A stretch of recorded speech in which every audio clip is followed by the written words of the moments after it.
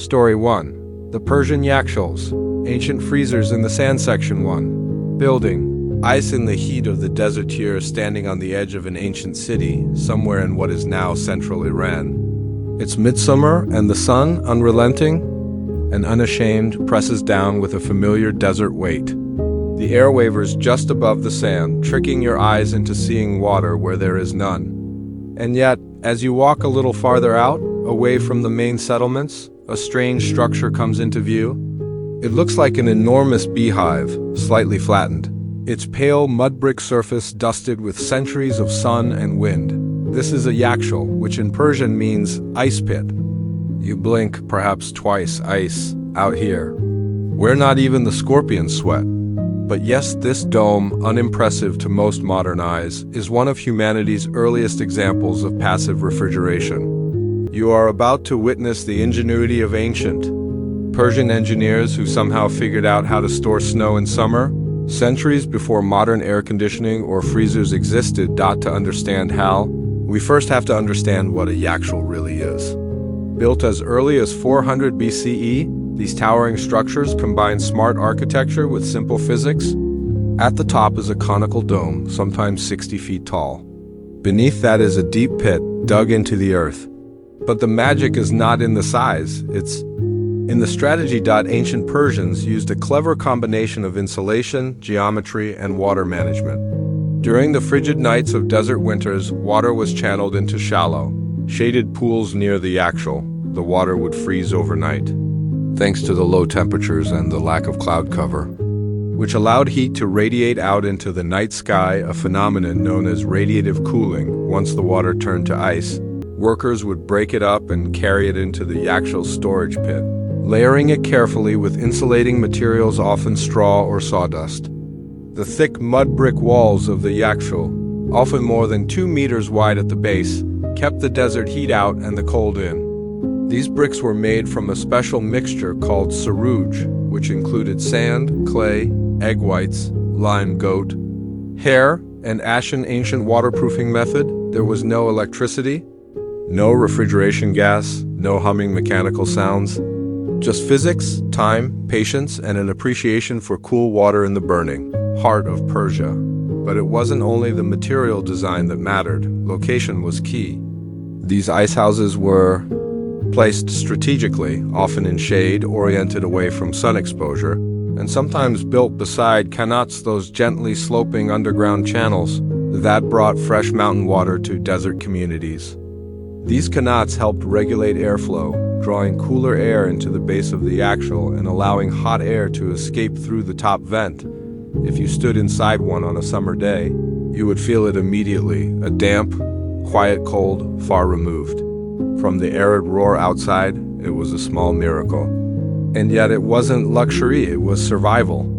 In royal courts, of course, this cold was used to chill drinks or preserve food delicacies. But for everyday citizens, having access to ice meant treating fevers, cooling stored grains, and simply enduring another season. Let's pause here, just for a moment, to picture a day in the life of someone maintaining one of these structures. Perhaps it's a young boy from a nearby village, just tall enough to carry a chipped clay bowl of cool water to his mother. Perhaps he doesn't understand the science of it all, but he knows this place, the yakhchāl, is sacred, if only because it promises a moment of comfort. But comfort doesn't come easy. Consider the labor, breaking ice in the cold dawn, carrying it across sharp sand, layering it carefully inside the deep pit, sealing the dome, maintaining the sarooj, repairing cracks, fending off curious animals. It was not a simple seasonal job, it was a discipline, and still they managed it, generation after generation. Cities like Yazd, Kerman, and Kashan preserved the tradition, integrating yakhchāls into civic infrastructure. Ice wasn't just for kings, it was for weddings, for medicine, for the elderly. In the midst of a land known for sun and scarcity, they created cold. It does make one wonder, how did this knowledge begin?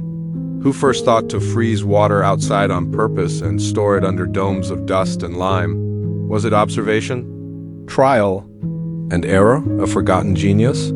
Perhaps, as we explore further into the history of Persian ice and the societies that built around it, we'll begin to see just how much effort it took to create cold in a world ruled by heat. You've stepped inside. Now, the thick clay and straw walls muffled your entrance, and the dry wind no longer whispers in your ears. The light dims behind you as you descend a narrow staircase spiraling down into the earth.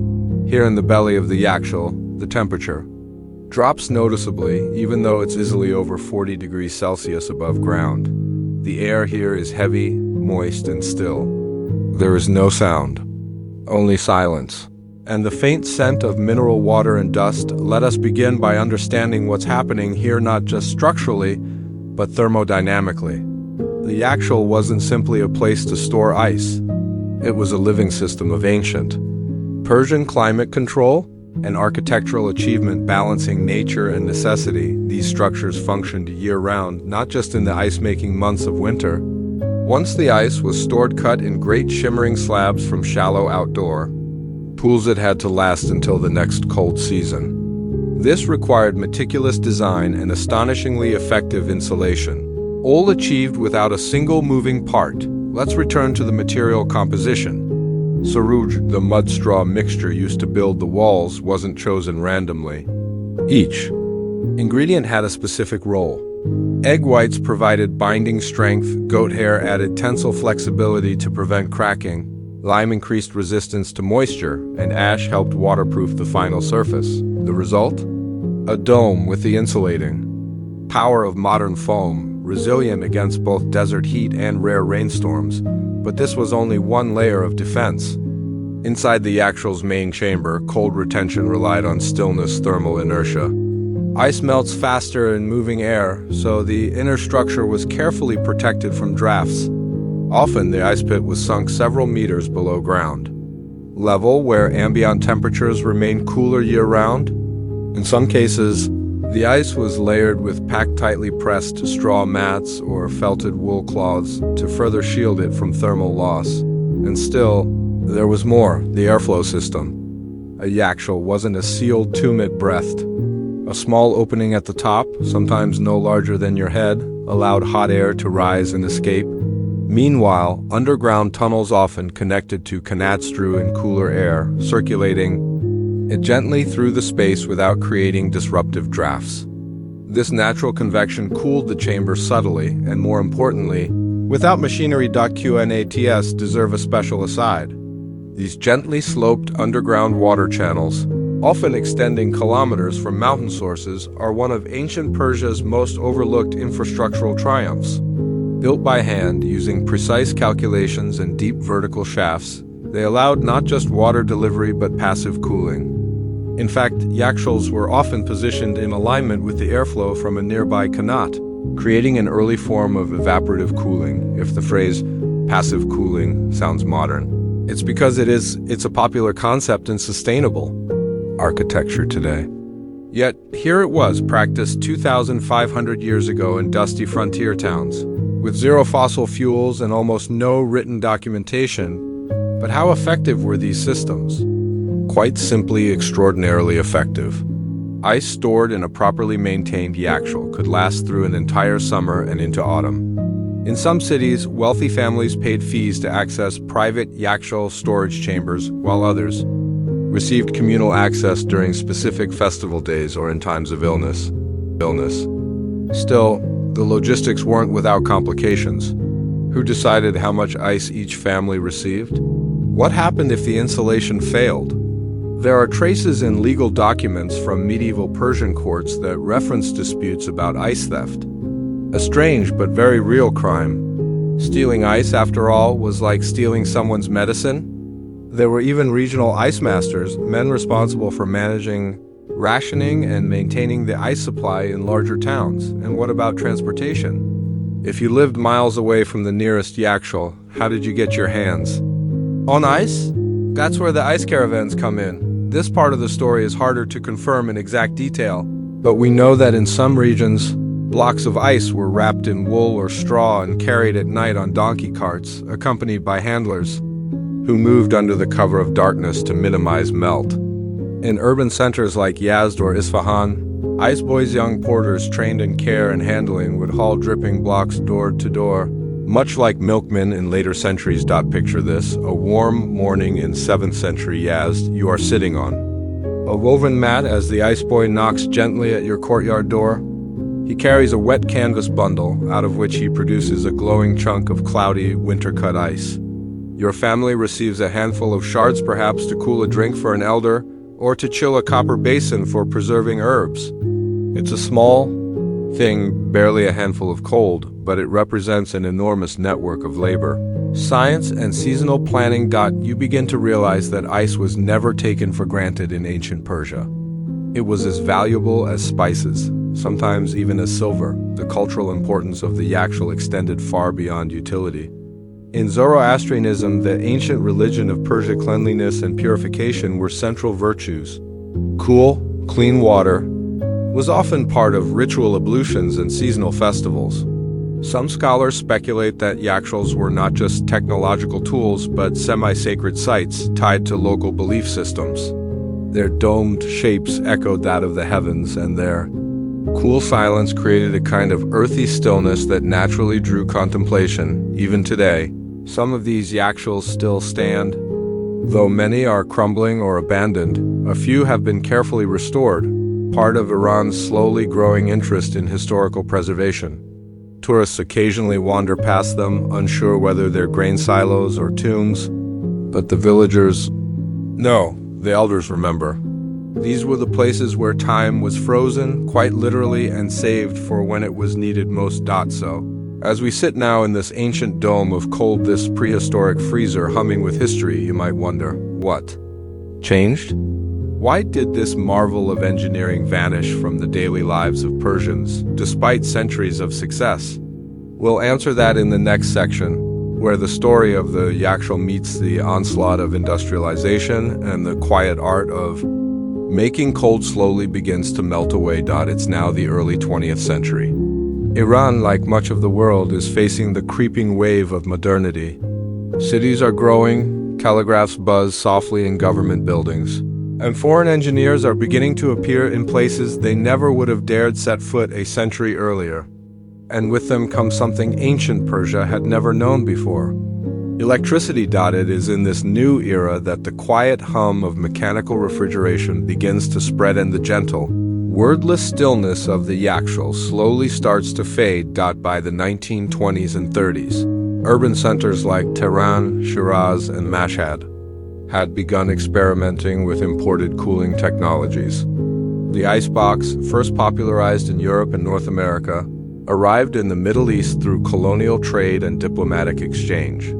These early refrigerators, still bulky and unreliable, were initially a curiosity for the elite. But their very existence marked the beginning of the end for yakhchāls as daily infrastructure. Why? Because the new machines offered something the ancient domes never could: instant cold on demand. Yakhchāls required planning. Ice could only be harvested in winter. Storage had to be carefully maintained. Laborers had to be trained and paid. Ice was doled out, not produced on command. But a refrigerator plugged into the wall made ice anytime, regardless of the season. It didn't depend on clear night skies or freezing desert temperatures. It simply worked, and like many technologies throughout history, once people had a taste of convenience, there was no going back. In rural areas, the yakhchāl still held on for a while longer. Villagers who couldn't afford electricity or who lived far from the growing power grids continued to maintain them into the mid-20th century. Some adapted their use, no longer storing ice, but repurposing the cool interior for storing grains, pickles, or dried fruits. Others fell into disuse but remained structurally sound, standing quietly like old guardians at the edge of oases and desert towns. Yet, inevitably, most were abandoned. Some were stripped of their bricks, recycled to build houses, mosques, or livestock pens.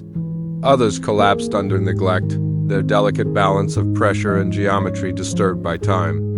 A few were bulldozed during the construction booms of the 1970s, as wide roads and concrete housing developments pushed outward from city centers. But in their absence, something peculiar happened. As modern refrigerators became common, and then, eventually, invisible people began to forget what it had once taken to stay cool. Generations grew up never needing to think about ice as seasonal or cold as something you earned.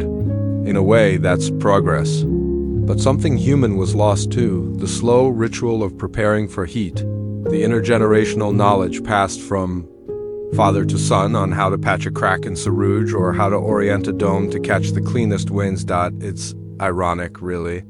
The same ingenuity that made yakhchāls possible, human curiosity, observation of nature, trial and error, also birthed the technology that would erase them. The ancient builders used the sun's heat by day and its absence by night.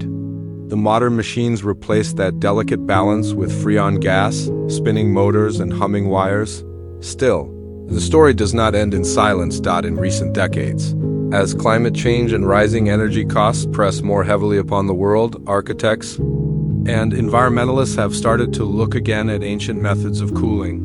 Yakhchāls, once dismissed as dusty relics, are being studied anew. Their passive cooling methods offer inspiration for sustainable architecture.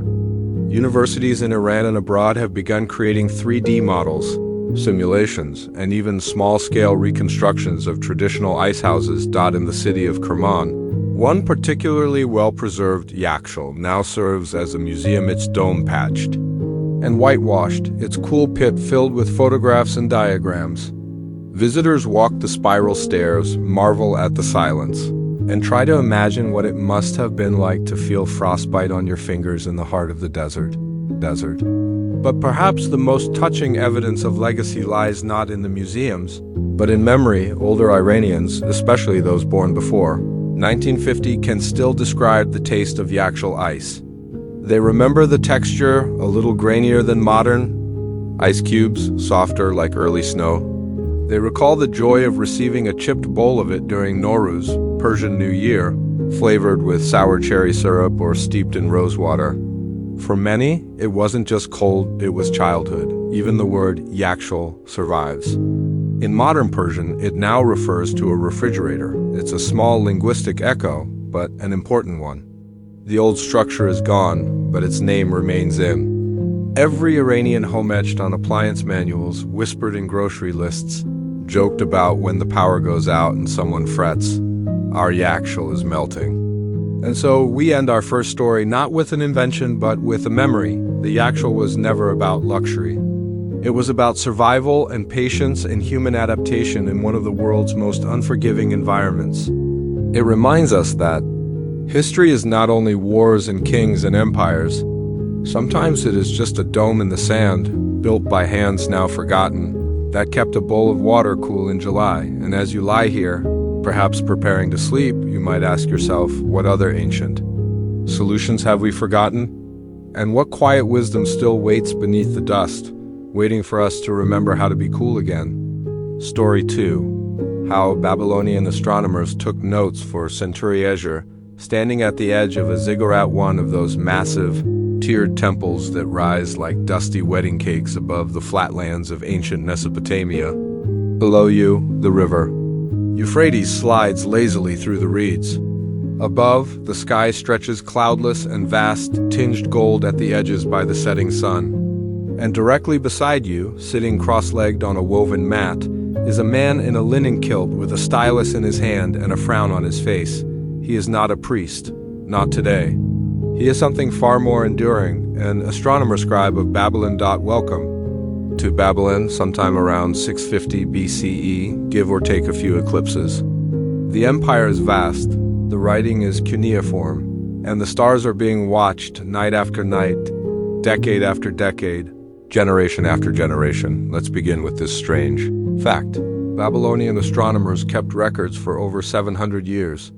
Not scrolls, not books, clay tablets, baked or dried, stored in neat rows on shelves that lined temple walls and palace basements.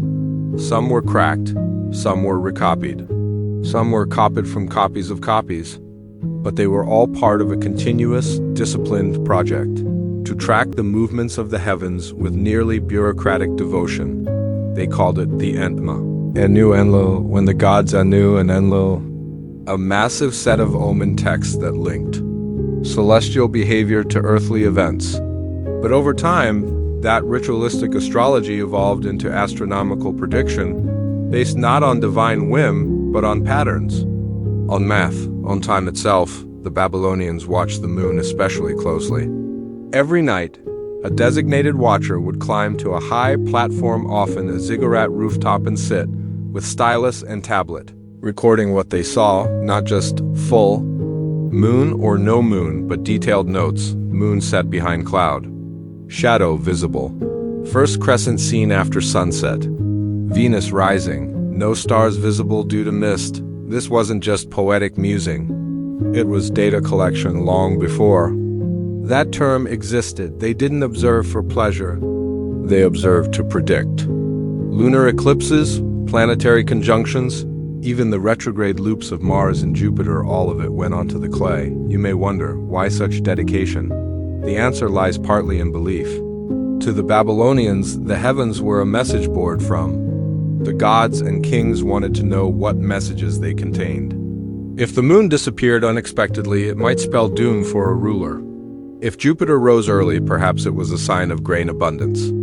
These observations were compiled into omen collections, such as, if Venus disappears in month 3 and returns in month Vi, there will be rebellion in the land. If a lunar eclipse happens on the 14th, the king's enemies will suffer. But beyond the omens, a slow revolution was happening, quiet, deliberate, and far more boring. Babylonian scribes started to notice regularity. Over centuries, their clay records showed patterns. They didn't know why exactly. They weren't using heliocentric models or telescopes. But by watching carefully and recording faithfully, they began to realize that celestial motion could be predicted. The most famous result of this came in the form of the sarooj period of roughly 18 years, after which lunar and solar eclipses repeat. The Babylonians didn't invent the concept, but they were the first to document it consistently, and even use it to forecast future eclipses. Imagine that you're living in 585 BCE, and someone tells you that there will be a lunar eclipse on the 14th day of month V 18 years from now. And they're right. They're not a prophet. They're just very good at keeping notes. That's where the clay tablets came in. Each tablet, often larger than a paperback book, contained line after line of incised symbols pressed into wet clay with a reed stylus. Some were raw and fragile. Others were kill-fired for permanence. The scribes developed a form of shorthand known as ephemerides, which allowed them to document daily or monthly celestial data, positions of planets, times of moonrise, dates of eclipses. Even more impressively, by the 4th century BCE, Babylonian scribes were using arithmetical methods, step functions, and linear interpolation to calculate planetary positions. They weren't guessing. They were computing. But here's the truly remarkable part. Much of this knowledge was not centralized. It was distributed among temples, shared between generations of scribes, sometimes even taught in scribal schools attached to larger temples like those in Uruk or Sippar. A student might spend years learning how to read and write cuneiform before being trusted to copy a table of lunar phases. Precision mattered. A single error could throw off a forecast for years. There was a strange humility in this work. The scribes rarely signed their names. Their legacy was the tablet itself. And they knew, perhaps instinctively, that they were part of something longer than one life. A chain of observations stretching through time, linking the stars to the people who watch them. Pause here for a moment. You're not at a royal court. You're not at war. You're sitting beside a Babylonian scribe, and he is teaching his son how to draw a crescent moon with the proper notation. The father's hands are calloused from years of pressing stylus into clay. The sons are still smooth, untrained. They are watching the sky together. And somewhere in a temple room nearby, hundreds of tablets whisper quietly on their shelves. Now, think of this. Some of those tablets survived. They were buried under collapsed buildings, baked by fire, protected by time. And when modern archaeologists pulled them from the sands in the 19th and 20th centuries, they began the slow process of deciphering. What they found was not myth, not poetry, but records pure and simple. The moon was seen in the west, Jupiter behind it. Lunar eclipse began at the 3rd watch of the night. Saturn rose late, Mars was pale. This was boring history at its most enduring, but this story is not yet finished. How did these scribes refine their techniques? How did they develop mathematical models without a telescope or a zero? And how did their tradition influence later astronomy in Greece, the Islamic Golden Age, and beyond? Let's explore those questions slowly, carefully in Section 2. You return again to the scribe's mat only this time. There is a tablet already in progress. The clay is still damp. The stylus marks are precise, pressed with even hands into a grid pattern. The symbols you see are unfamiliar yet consistent. This is not a diary. This is not an omen. It is, quite simply, math, and the story it tells is one of the most quietly brilliant accomplishments in human history, because while Babylonian scribes watched the sky for omens, they were also moreover time calculating time. And here's what's most fascinating. They did it without telescopes, trigonometry, or algebra. Their toolkits included clay-read sky memory and a base 60 number system that continues to echo today in our minutes, our seconds, and our degrees. Let's start with the number system. Babylonian numerals were based on sexagesimal, base 60, rather than the base 10 most of us are familiar with today. That's why we have 60 seconds in a minute, 360 degrees in a circle. It all stems in part from Babylon. Why 60? Possibly because it's divisible by so many numbers, 2, 3, 4, 5, 6, which makes fractions easier to handle. For scribes juggling lunar months and planetary cycles, this flexibility was a godsend. Now imagine trying to track a wandering star, like Jupiter, using that system, night after night. For decades, by the 4th century BCE, Babylonian astronomers had developed arithmetical methods to model planetary motion. They did not use geometry as later Greek astronomers would. They used step functions and linear interpolations, essentially.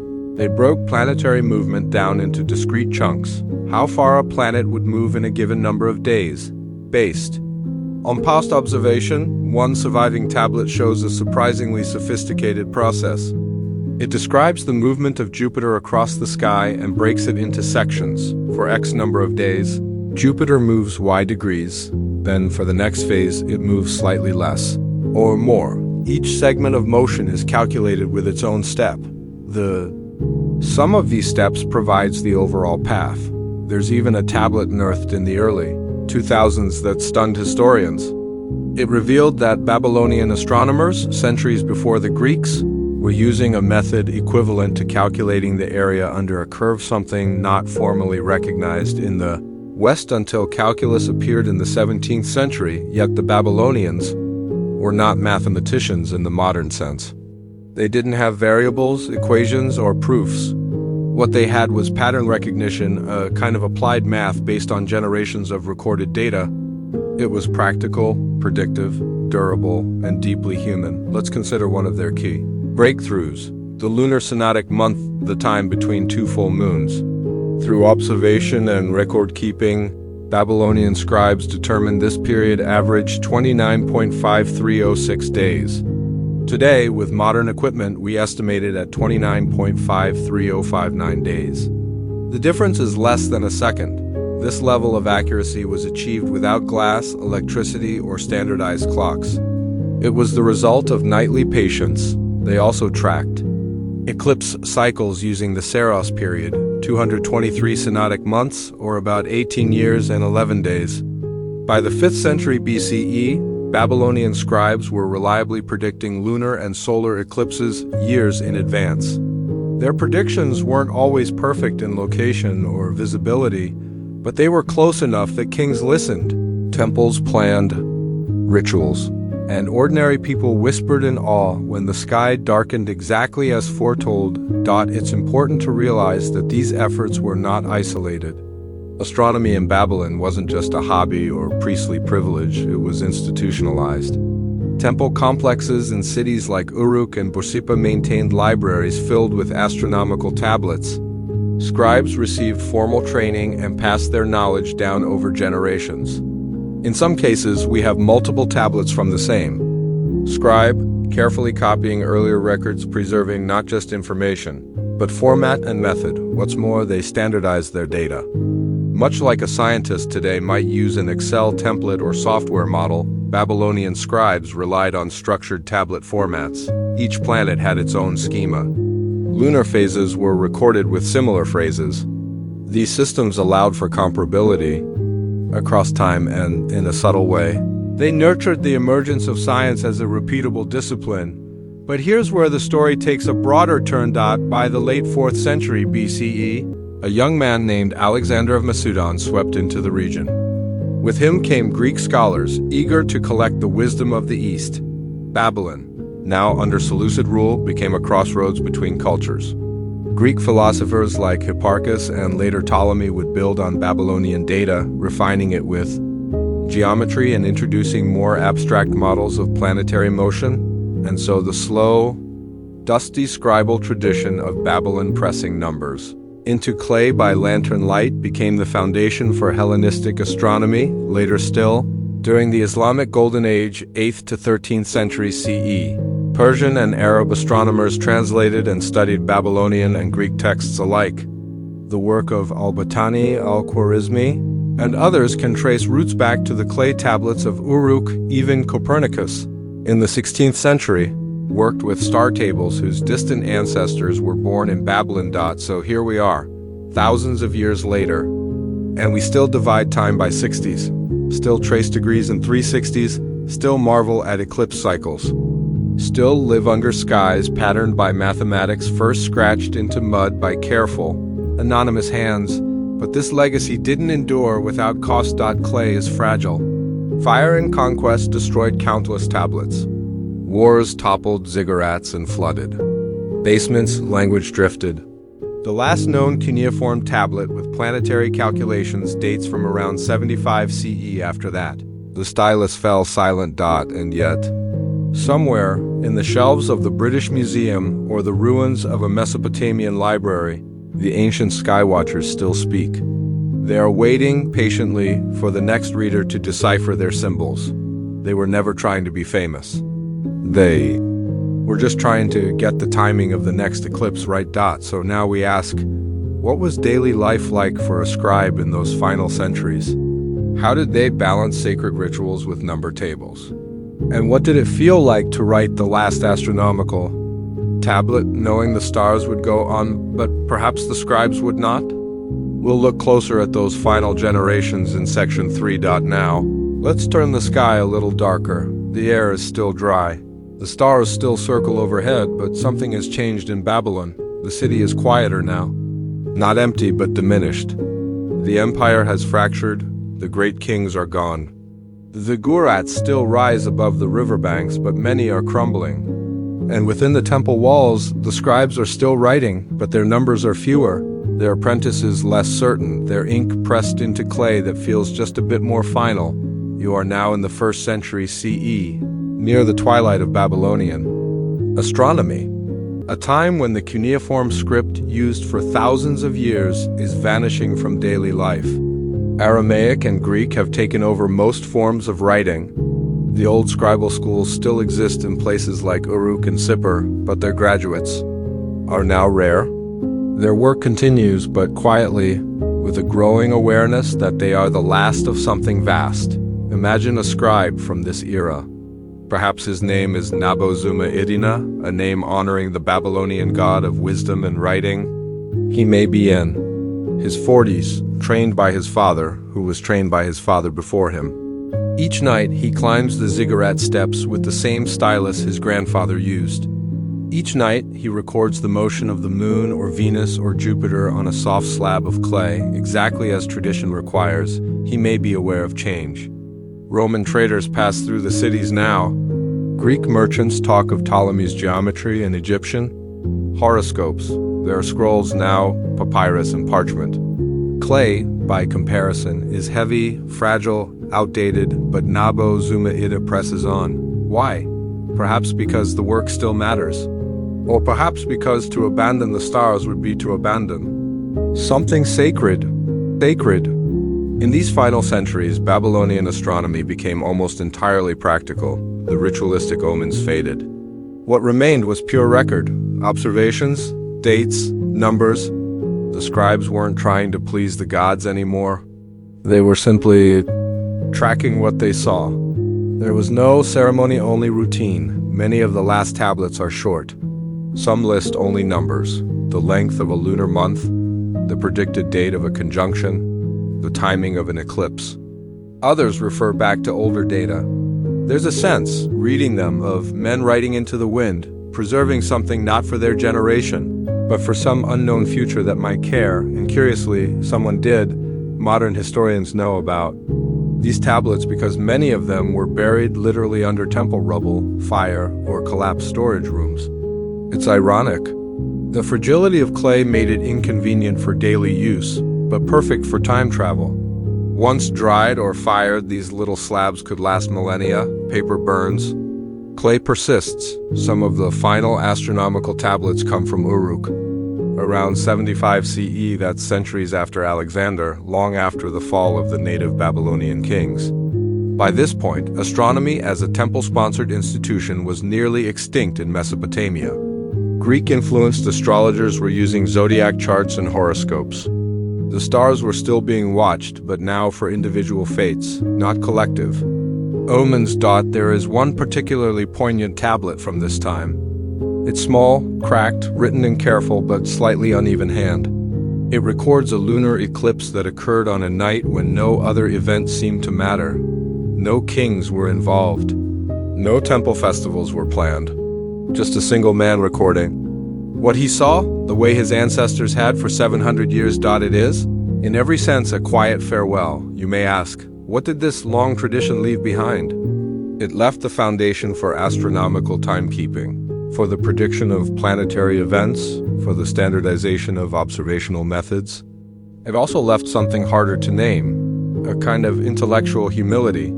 The Babylonian scribes were not inventors in the modern sense. They did not try to explain why the stars moved, only how. But by doing so, they laid the groundwork for those who would later ask, why, with deeper tools. Their data influenced the Greeks, whose models influenced Islamic astronomers, who in turn preserved and refined the knowledge for European thinkers. By the time Copernicus proposed a sun-centered universe, he was unknowingly tracing steps first walked on a Babylonian rooftop under a Mesopotamian sky, and yet, for all their influence, the Babylonian astronomers remain mostly anonymous. Few names survive, fewer still were remembered. Their clay tablets now sit behind glass in museums, labeled with catalog numbers instead of the reverence they deserve. So the next time you glance at a watch, mark a calendar date or check a forecast. For the next eclipse, know this: you are living in the afterglow of centuries of silent, patient observation. Men and boys sitting on rooftops, watching the sky not for glory, but for record. Pressing each night's finding into clay, storing it away, trusting that the stars and the scribes would be remembered, and maybe, as you fall asleep tonight, you'll hear it, the quiet sound of a stylus in soft clay. The whisper of sandals. On stone steps, the ancient question, repeated again and again, where will the moon rise tomorrow? Story 3. Washing dishes in Edo, Japan, a slow soap opera. You are standing in a narrow wooden kitchen in the back of a machiya, a traditional townhouse inn. The bustling merchant district of Edo, the city we now call Tokyo, the air smells faintly of soy, miso, and charcoal. Sunlight filters through a paper window, casting warm squares on the tatami mat. In the corner, water drips slowly into a basin from a bamboo spout, and beside it kneels a woman in a faded indigo apron, sleeves rolled up to her elbows. She is doing the dishes, not the porcelain kind, not gleaming silverware or glass, but simple things, lacquered wooden bowls, bamboo chopsticks, squat ceramic rice cups, and the odd iron pot crusted with remnants of fish and miso. It is a task repeated. Every day, often multiple times, but rarely remembered. And yet here, in the kitchens of Edo, Japan, the story of a civilization is told in soap and silence. Let's begin with the dishes themselves. In the Edo period, 1603 to 1868, Japan experienced over 2 centuries of internal peace under the Tokugawa shogunate. While samurai trained, poets wrote, and merchants quietly became rich, daily life for most city dwellers revolved around routine. Meals were modest, repetitive, and seasonal: rice, pickled vegetables, grilled fish, and soup. And after every meal came the unglamorous business of cleaning, but even this had its rules. In a typical Edo household, washing up was the duty of women, apprentices, or lower-ranking servants. The kitchen space, known as the daidakoro, was compact, but functional, with an earthen floor and a sunken hearth for cooking. Water came not from a tap, but from a communal well or cistern. Large clay jars held clean water drawn earlier in the day, carefully rationed with bamboo ladles. Soap, as you might know it, did not exist. The Japanese did not use harsh lye soaps for dishes. Instead, they relied on natural abrasives and hot water. Rice bran, nuka, was common, soft, powdery, and mildly abrasive. It cleaned surfaces without damaging delicate wooden lacquerware.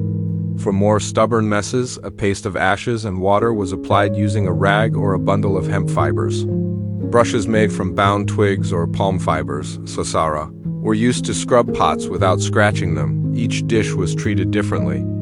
Lacquered bowls, for example, could not be soaked or scrubbed harshly. They had to be wiped and rinsed quickly, then left to air dry in shaded places away from the sun. Ceramics were more forgiving. Iron pots were dried with care to prevent rust, often rubbed with oil afterward to preserve their surface. Even chopsticks had their ritual, wiped, rinsed, aligned neatly in their tray. Nothing was random. Everything followed a rhythm. And perhaps that's what defined dishwashing in Edo, Japan more than anything else. Its rhythm. The work was quiet, often meditative. No radios, no podcasts. Only the sound of water pouring into a wooden tub, the soft squeak of cloth against bowl, the occasional call from the street beyond the gate. Tofu seller, fishmonger. A woman could wash dishes and think. Or not think. Just move her hands through the motions passed down from mother to daughter. The timing of dishwashing was carefully managed, especially in merchant households. Morning cleanup, followed breakfast, before the fire for rice cooking was extinguished. Lunch might be eaten standing or on the go, with fewer utensils. But dinner served around a low table with family or apprentices meant a full round of cleanup in the evening. Water, used for washing, was never wasted. The first rinse of lightly soiled dishes became wash water for dirtier pots. That water, once used, was carried outside and poured onto plants or collected for scrubbing floors. Nothing was discarded carelessly. Conservation wasn't a trend. It was survival. In larger urban households, specialized dishwashing stations were built into the garden-facing side of the home. These semi-outdoor areas allowed for better drainage and ventilation. There, a scullery maid or apprentice might spend hours kneeling beside the water jars, scrubbing silently as sparrows chirped in the hedge. No one applauded the work. But it mattered. And in that quiet repetition, something deeper happened. See, for the people of Edo, Japan, cleanliness was not merely practical, it was spiritual, rooted in both Shinto and Buddhist traditions. The idea of cleanliness extended far beyond hygiene. To clean a dish was to reset it, to restore it to a natural, pure state. Just as sweeping the floor cleared the path for good fortune, so too did washing a bowl clear one's heart of attachment or ego. There was grace in small tasks, a kind of humility. And washing dishes, boring as it may sound, became a quiet offering.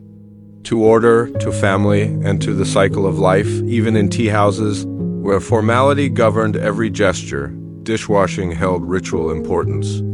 After a tea ceremony, the host would clean each utensil in a specific sequence, using precisely folded cloths and water at controlled temperatures. This wasn't about sanitation.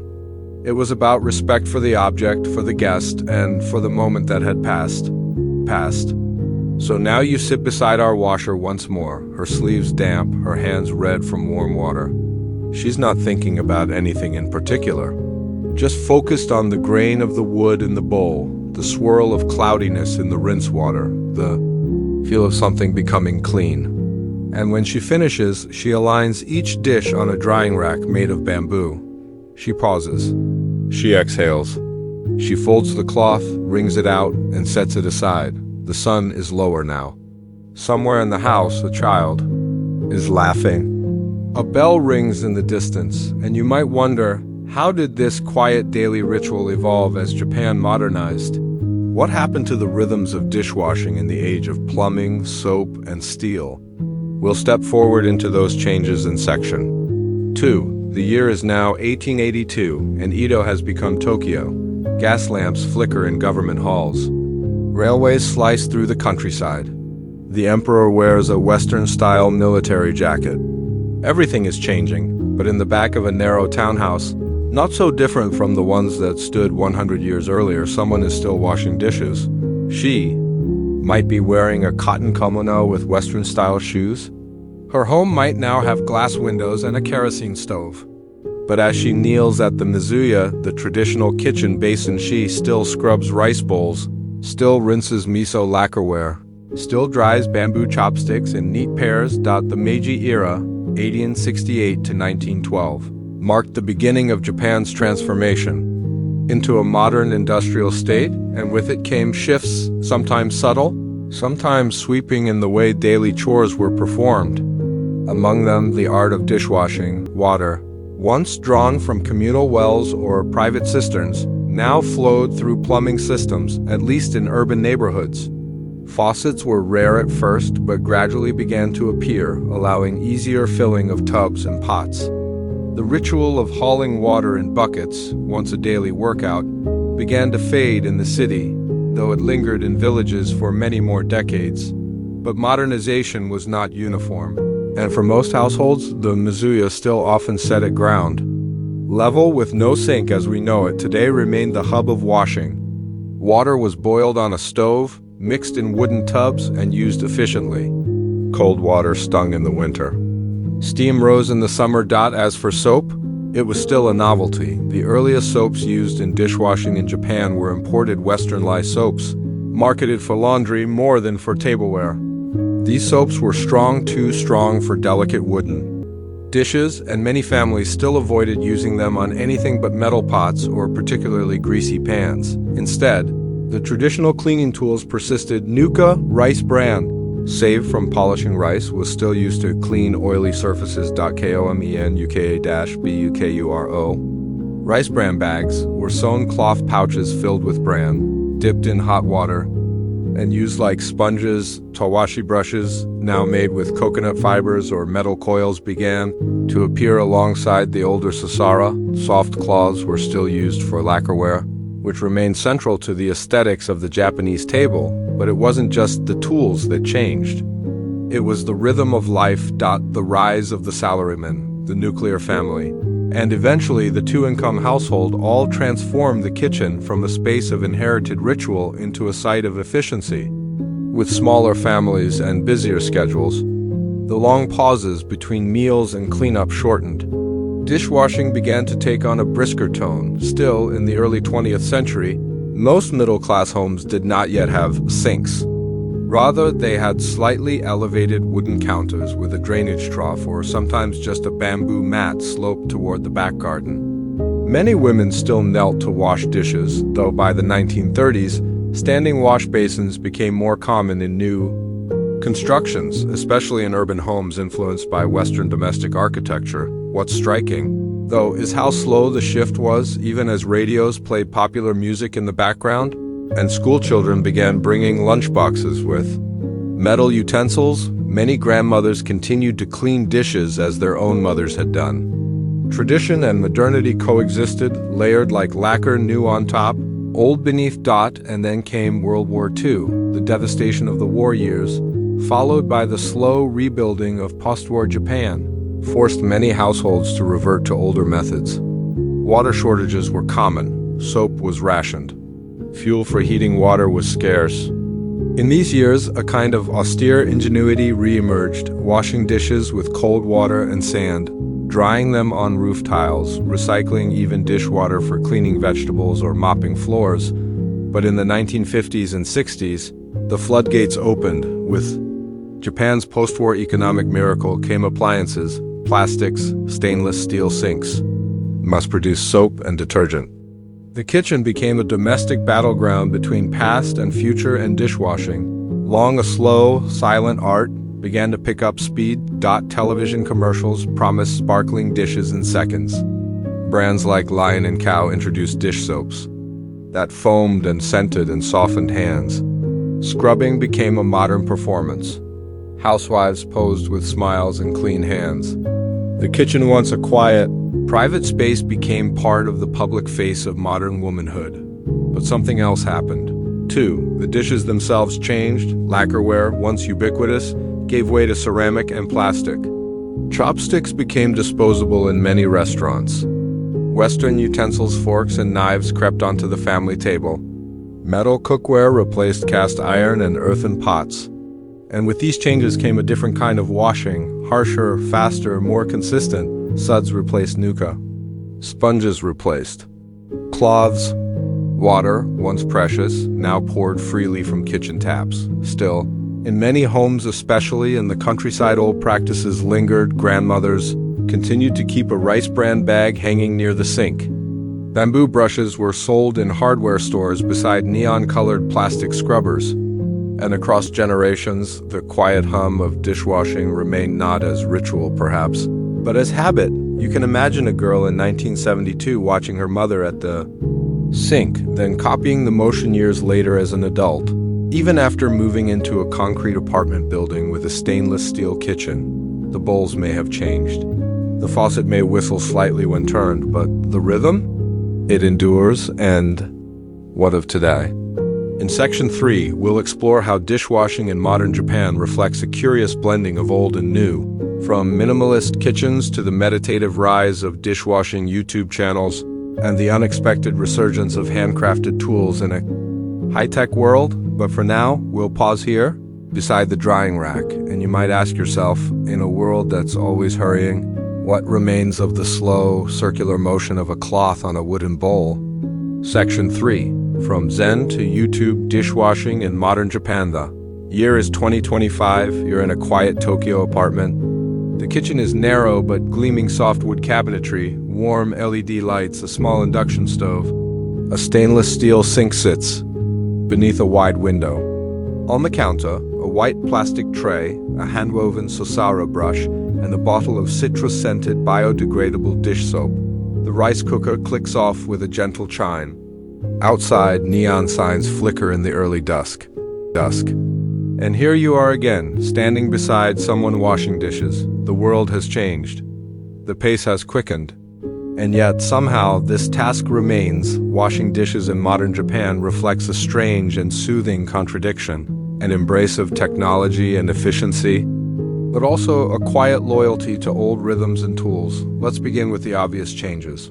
Most Japanese homes today have hot running water, modern sinks with stainless steel basins, and access to a dazzling array of cleaning products. Soft sponges, antibacterial cloths, citrus oil soaps, quick-dry racks, and sleek under-sink storage. Dishwashers, while less common than in Western countries, have gained popularity, especially among dual-income households in urban apartments. Yet only about 30 to 40% of Japanese homes use dishwashers regularly. Many people, especially older generations and those living alone, still prefer hand washing. Why? Because dishwashing is still a quiet ritual, a punctuation mark in the day. For many, it's a way to wind down, to clean not just the bowls and plates, but the mind. And in some cases, this mundane chore has been elevated to an art form. You'll find evidence of this in the growing world of slow life YouTube. Entire channels are dedicated to daily routines, no voiceover, no music, just the sound of water running, sponges squishing and dishes clinking. One video might show a young woman in Kyoto washing her rice bowl, drying it with a linen towel, then carefully aligning it in a drawer. Another might feature a man in Hokkaido, using a vintage tawashi to scrub a cast iron pan as snow falls outside the window. Tens of thousands of viewers tune in. Why? Because there's something soothing about it, something timeless. The same task repeated with care across centuries. Interestingly, modern Japanese culture continues to place aesthetic and emotional value on the act of washing and caring for things, especially handcrafted or natural items. The Motenai spirit, loosely translated as "what a waste," encourages people to respect the life of objects. Whether it's a bamboo chopstick, a wooden bowl, or a ceramic teacup, this mindset connects directly to the past. In fact, in certain circles, there's been a revival of Edo-style cleaning tools. Brands now sell handmade Sasara brushes and Komanuka Bukuro rice bran bags, not as novelties but as eco-friendly alternatives to synthetic sponges and chemical soaps. Some people learn from their grandparents. Others read about these methods in minimalist lifestyle blogs or see them in cooking documentaries. The message: clean slow, clean well, clean with care, and even among those who use modern tools, the order and method remain intact. Dishes are often cleaned in a specific sequence. Lightly soiled items first, cups, small plates closing parenthesis dot, then utensils dot, then oily pans and heavy ceramics dot. Finally, a rinse of the sponge and cleaning of the sink itself. Drying racks are minimalist. Towels are soft cotton. Everything has its place, and there's another quiet shift worth noting. Men and children increasingly participate. While dishwashing was once strictly a woman's domain, modern families, especially in cities, share the task. Fathers wash while children dry. Teenagers clean up after themselves. And some older men, newly retired, take pride in mastering the flow of a clean kitchen. It becomes a hobby. A quiet practice, even in restaurants, where commercial dishwashing is fast and impersonal. Traditional establishments still honor the old ways. At high-end kaiseki restaurants, chefs clean their own knives and tools after every use. At family-run soba shops, the evening cleanup is treated almost like a sacred ritual. Scrub the pot, wipe the counter, prepare for tomorrow, because at the heart of it all is a truth that never changed. Cleaning is caring. To wash a bowl is to prepare it for another meal. To clean a chopstick is to respect the hands that will hold it next. To scrub the edge of a pot, even when no one sees it, is to say, this matters. And so here in the quiet kitchen, the dishes are almost done. The last bowl is rinsed and placed on the drying mat. The sponge is washed and wrung out. The faucet squeaks slightly as it turns off. Outside, the hum of the city rises. And the person beside you breathes, pauses, and folds the towel. Another day ends, not with noise, but with warm water and wood grain, soap bubbles and silence, and perhaps as you drift off to sleep tonight, you'll carry with you the slow clatter of Edo bowls and Meiji wash basins, the sound of a task passed quietly from hand to hand through the centuries, because while many things have changed, one simple truth remains: someone always has to do the dishes. Story 4. How Aztec Gardeners Engineered Floating Farms Without Soil. Section 1. The rise of the Chinampas. Early morning, and the mist is curling low over the surface of Lake Xochimilco, just south of what is now Mexico City. The water is still disturbed only by the occasional ripple of a canoe pole. In the distance, birds chatter, reeds sway, and beyond them, a city floats. You're standing, or rather, balancing atop a narrow wooden platform. Below you isn't dry land, but a rectangle of rich, dark earth anchored atop a tangle of roots and reeds. You are standing on a chinampa, a floating garden built not on land, but in the lake. It's the 5th-10th century, and the Aztec Empire is approaching its peak. The capital, Tenochtitlan, sits on an island in the middle of Lake Texcoco, a marvel of engineering and social planning, but a thriving city of perhaps 200,000 people, larger than most European cities of the time, needs food. Lots of it. And that's where the chinampas come in. Let's be clear, the term floating garden is a bit misleading. Chinampas don't drift. They are anchored platforms of artificially constructed land made by layering mud, lake sediment, and organic matter on top of woven reed mats that rest on shallow lake beds. Over time, they'd become so stable that they support not just vegetables and herbs, but trees, small structures, and even families of farmers. You might imagine them as long rectangular rafts, about 30 meters long and 2 to 4 meters wide, arranged in rows like a watery grid. Canals separate them, forming what looks like a checkerboard of land and water. In the early morning light, the reflection of corn stalks in the canal shimmers like a second world just beneath the surface. Building a chinampa was no small feat. First, bundles of reeds were lashed together and floated out into the lake's shallows.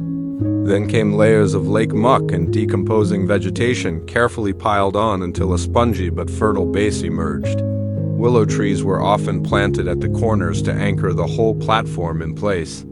Their roots would reach deep into the lakebed, holding the chinampa steady, while their leafy tops provided shade, structure, and habitat for birds. The result: an incredibly productive farming system. In fact, chinampas were some of the most efficient agricultural zones in human history.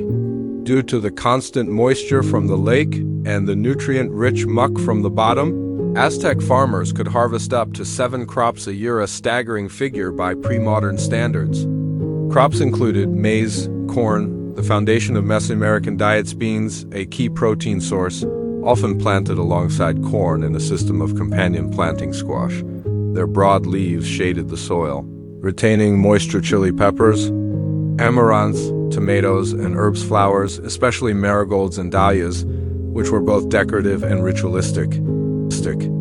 This method also had ecological benefits. The canals served as natural irrigation systems. Waste from the city was repurposed as fertilizer. Trees attracted birds, which controlled pests. And because chinampas didn't rely on deforestation or clearing new land, the surrounding ecosystem was largely preserved. In a way, the Aztecs invented a self-sustaining food web centuries before the term existed. Daily life on a chinampa was quiet but disciplined.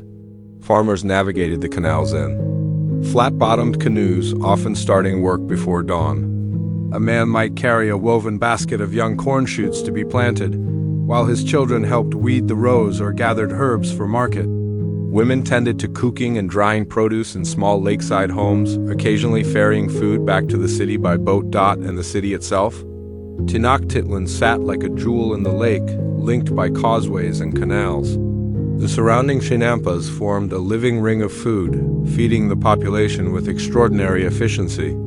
Foreign visitors, like the Spanish when they arrived, were stunned by the sight. Floating farms, shimmering water, a city on an island crowned by pyramids. What's even more remarkable is that the chinampa system predated the Aztecs.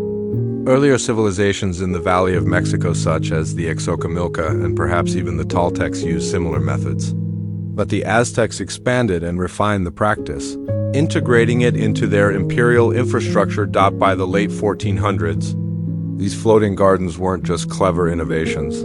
They were the beating heart of an empire, but with growth came challenges.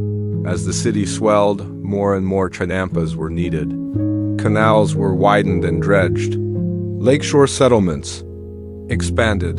The balance between human engineering and natural lake systems began to strain. And looming in the distance, figuratively and literally, was something no one in Tenochtitlan could have imagined: the arrival of men from across the sea. In Section 2, we'll follow the fate of the chinampas through the Spanish conquest and see how a system designed to last forever nearly vanished overnight. But for now, let's remain here in the stillness. The air smells of damp earth and warm corn. Somewhere across the water, a heron lifts into flight. And beneath your feet, a garden floats not on soil, but on centuries of careful layering and patient labor. And you might wonder, how could something so stable, so fruitful, and so rooted in nature nearly disappear? Section 2, Conquest, Collapse, and the Gardens That Wouldn't Die It. The early 1520s. The lakes of the Valley of Mexico are no longer quiet. The soft gliding of canoes has given way to the thunder of hooves, the clanging of armor, and the unnatural echoes of muskets over water. The Spanish have arrived, and with them comes a new era, violent, chaotic, and utterly transformative. Tenochtitlan, once a shimmering island city linked by chinampas and canals, is under siege. The waterways are choked with wreckage. Crops rot in the sun. Floating gardens burn or are torn up to build barricades. The system that fed hundreds of thousands is crumbling, not from natural failure, but from the shock of invasion. In the eyes of the conquistadors, these were not marvels of ecological engineering. They were obstacles. They were, at best, curiosities, and at worst, remnants of a pagan world to be dismantled. And yet the chinampas survived. Let's pause here. Because this moment is crucial when Hernan Cortes and his men destroyed Tenochtitlan. In 1521, they effectively ended the Aztec Empire. Temples were toppled, rulers executed, and Spanish rule took hold. But while religion, governance, and language were forcibly replaced, daily life could not be rewritten overnight. The Spanish still needed to eat. They still needed local knowledge. And the people who had tended the Chinampas Ixocamilca, Tepaneca, Chalca farmers were still here. In fact, many indigenous communities quietly continued farming the Chinampas through the colonial era. It was a matter of necessity. The Spanish introduced wheat, cattle, and new tools. But the Chinampa system remained superior for feeding large populations in a confined region. Over time, colonial administrators came to rely on Chinampa farmers, even as they layered a new society on top of the old one, but the damage was done. Let's walk through the ways the Chinampa system began to erode. First, population collapse. European diseases, smallpox, measles, influenza swept through central Mexico, wiping out an estimated 60 to 90% of the indigenous population within a century. Entire communities vanished, taking with them oral traditions, planting techniques, and maintenance rituals essential for keeping the Chinampas healthy. Second, hydrological mismanagement. The Spanish didn't fully understand the delicate balance of the Valley of Mexico's lake systems. Over the following centuries, as Mexico City grew, colonial and later Republican engineers tried to drain the lakes to control flooding. In doing so, they disrupted the water table that nourished the Chinampas. Canals dried up. Chinampas cracked and crumbled without the moisture to sustain their spongy foundations. Some were converted into dry fields. Others were abandoned entirely. By the 19th century, vast portions of Lake Texcoco had become dust plains or urban sprawl, and yet, again, they didn't vanish. In Ixocamilco and Tláhuac, southern regions of the lake system, the Chinampas endured, thanks largely to local farmers, who passed on their knowledge through generations, quietly resisting the transformation of their land. In fact, in the late 1800s and early 1900s, Chinampas experienced a small resurgence, this time as a source of ornamental flowers for Mexico City. Dahlias, marigolds, gladiolas, and roses were grown on the floating plots and ferried into the capital daily, sold in markets or offered at festivals. And tourists, first from Europe, then from within Mexico, began to notice. By the mid-20th century, the canals of Ixocamilco had become a kind of heritage attraction, a romantic glimpse of a pre-Hispanic past. Gondola-like boats called trajineras began ferrying visitors through the waterways. Mariachi bands performed on floating barges. The Chinampas, once the breadbasket of an empire, became a backdrop for weekend leisure. It was beautiful. It was nostalgic, but it was also a performance. Not a system of sustainable agriculture. At the same time, rapid urbanization threatened what remained. Mexico City sprawled outward, swallowing farmland, paving over lake beds, polluting canals. Between 1950 and 1990, the number of functioning Chinampas dwindled significantly.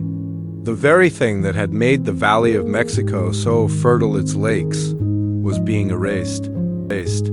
But, and this seems to be the theme, they still didn't die. In the late 20th century, a handful of farmers, researchers, and activists began trying to revive traditional Chinampa agriculture, not as a tourist curiosity, but as a living, functional ecosystem. Agronomists from UNAM, the National Autonomous University of Mexico, along with indigenous cooperatives and environmental NGOs, studied old records and spoke with elderly farmers to reconstruct the ancient methods. They tested sediment quality, reintroduced native plants, and explored organic farming techniques rooted in Aztec practices, and to everyone's quiet surprise, the results were extraordinary. Properly maintained Chinampas still yielded up to 7 harvests a year. Their closed-loop system of water use, compost, and biological pest control proved remarkably resilient even in the face of modern pollution. As climate change brought drought and flood cycles, the Chinampas showed promise as climate adaptive. Agriculture. Today, A small but determined number of farmers in Xochimilco work chinampas using a mix of ancestral knowledge and modern science.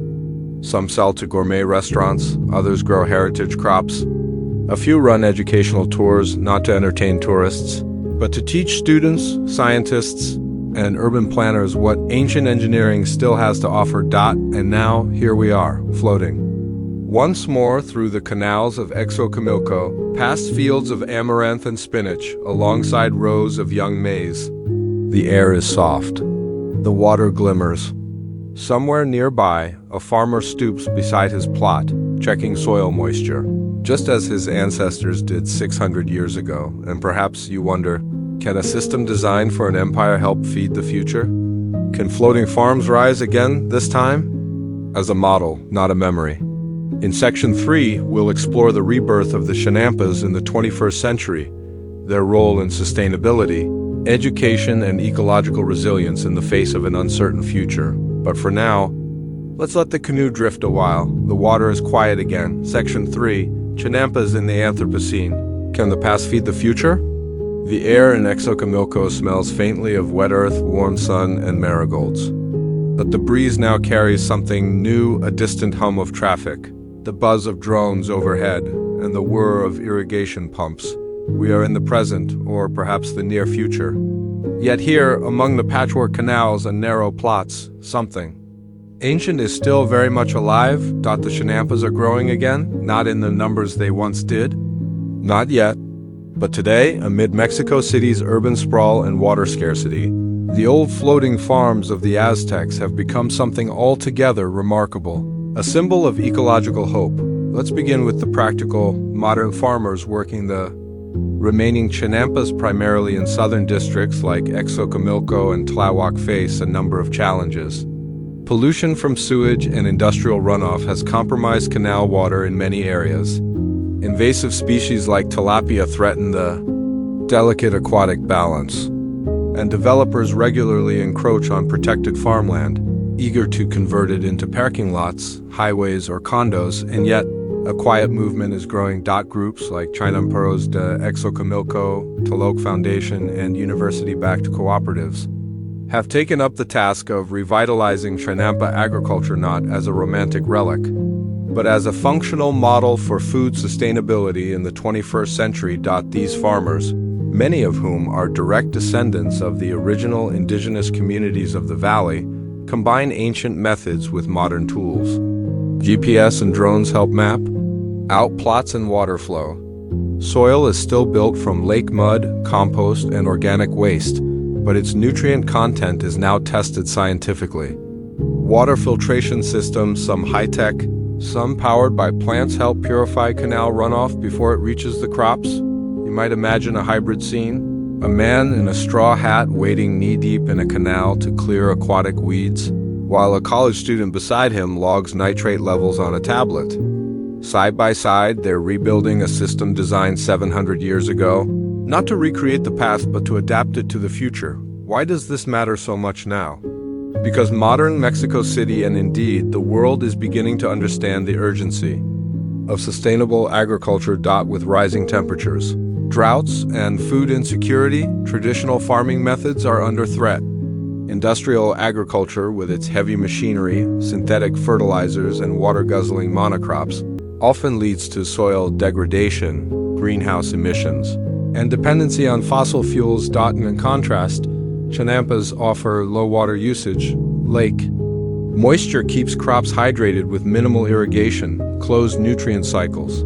Organic waste and natural compost enrich the soil without chemicals. High yields. Multiple harvests per year in small plots mean more food per square meter. Carbon sequestration. Reeds, trees, and aquatic plants absorb CO and support biodiversity. Urban integration. Chinampas exist within city boundaries, reducing transport emissions, but perhaps most importantly, they offer resilience to drought, to flood, to crisis.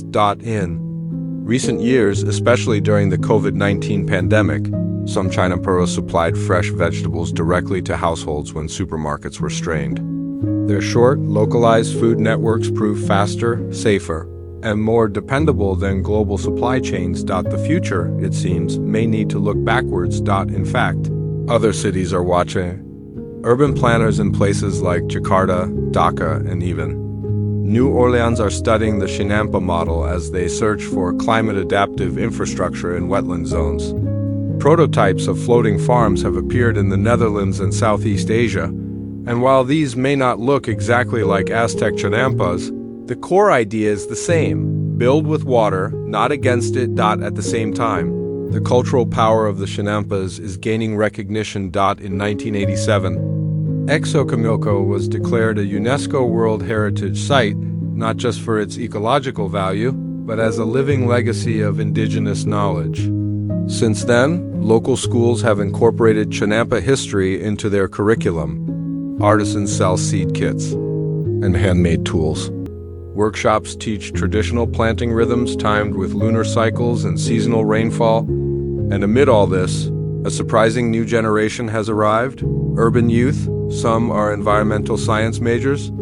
Others are culinary students interested in heritage crops. A few are activists, but many are simply looking for meaningful work, something tangible, rooted, and life-sustaining. The Chinampa gives them this. It's not just farming, it's history. In your hands, it's planting where your ancestors planted. It's breathing life into water and earth. But make no mistake, this is not a fairy tale. The Chinampas are still endangered. Encroaching pollution, corruption, real estate speculation, and climate instability continue to threaten them. There are days when the canals are stagnant, when the weeds choke the plots, when a crop fails. Yet, despite it all, they persist. At dawn, a farmer still paddles a canoe down the narrow canal, the silhouette of willow trees rising on either side. He stops at his Chinampa and steps off. The ground is spongy but firm beneath his feet. His tools, some wooden, some steel, are lined up beneath a tarp. He doesn't talk much. He doesn't need to.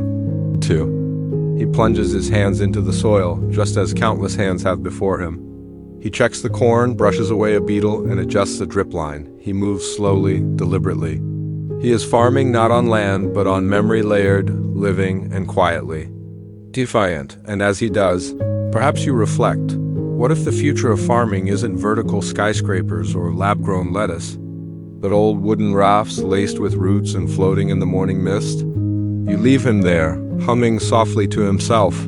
As the sun rises over the canals of Xochimilco, Story 5, the medieval science of curing a headache with breadcrumbs section. 1. A pinch of crumbs and a pinch of prayer. The candle flickers low in the apothecary's workshop. It's past sunset in a quiet English village. Sometime around the year 1370, the rushes on the floor have been freshly strewn with lavender. Shelves bow under the weight of wax-sealed jars. A mortar and pestle sit still, dusted with a fine powder of crushed sage and dried rose petals. And across the wooden work table lies the most curious of prescriptions, a stale heel of bread. You are about to witness a treatment for one of the most enduring and puzzling of human afflictions. The headache. Not a plague, not a battle wound. Just a simple, pulsing, skull-tightening headache, the kind that has dogged humans from the first fire to the first folio. And in medieval Europe, treating one involved equal parts ingenuity, superstition, and kitchen scraps. To understand why a crumb might touch the temples, we must begin with humoral theory, the dominant medical framework of the Middle Ages. Inherited from Greek and Roman sources and kept alive by Arab scholars and Christian monks. In this system, your body was governed by four humors: blood, phlegm, yellow bile, and black bile. Health was a matter of balance. Illness, including headaches, was thought to stem from an excess or deficiency in one or more humors, a pounding head, possibly too much heat in the blood, a dull, foggy ache. Perhaps cold phlegm had settled in the brain. The treatment? Something to balance the humors, often applied to the head directly, sometimes with a poultice of herbs, and other times with bread. Yes, bread. In fact, bread was a common ingredient in dozens of medieval remedies, not because of its nutritional value, but because of its absorbent properties. Much like a sponge, it was believed to draw out the harmful excesses from the body.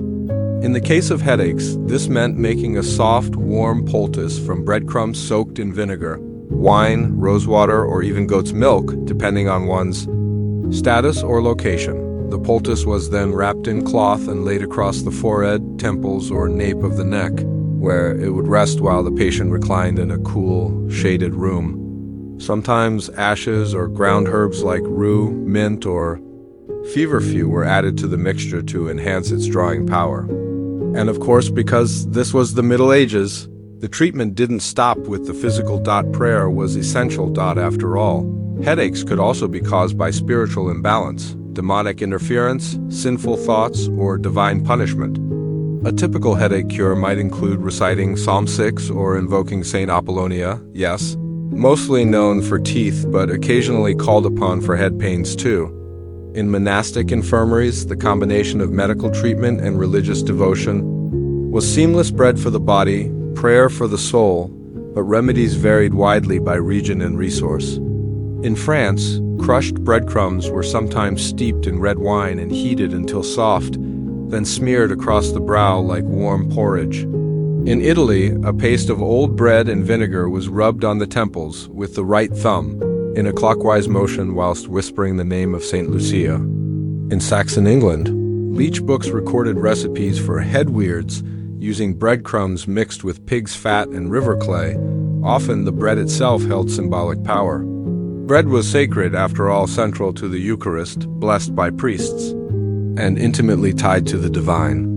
Some households used leftover communion wafers or holy crumbs from Mass, believing their spiritual purity could ward off both migraines and misfortune. Still, for most people, especially peasants, the remedy was simpler.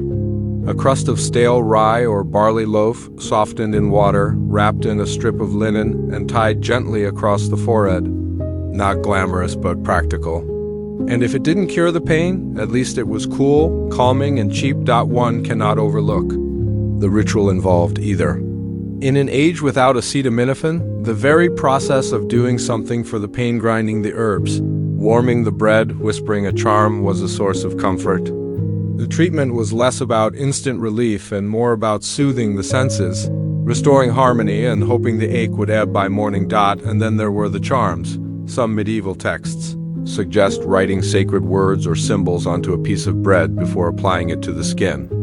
In Germany, physicians might inscribe Latin prayers like "Plus Jesus Nazarenus Plus" onto black bread and press it to the scalp. In parts of Wales, breadcrumbs were mixed with sheep's milk and a lock of the patient's own hair then buried under the hearth for the headache to fade with the smoke. Did these cures work? It's hard to say. Likely, many headaches passed on their own, as headaches often do. But in a time when comfort was hard-won, the ritual mattered. The warm compress, the cool dark room, the slow exhalation of a memorized prayer, and somewhere in the stillness, a kind of healing occurred, not perhaps in the skull, but in the spirit.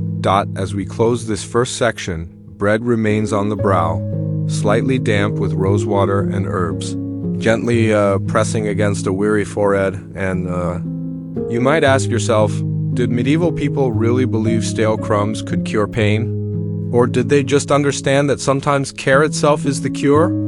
Section 2, Apothecaries, Midwives, and the curious bread-based toolkit. The morning sun spills through the lattice window of a bustling medieval street. A narrow alley of cobbled stones, the smell of boiling nettles, stale ale, and tallow candles lingers in the air. Somewhere nearby, a bell rings for prime. It's a new day in the life of a medieval healer, and yes, the breadcrumbs are back.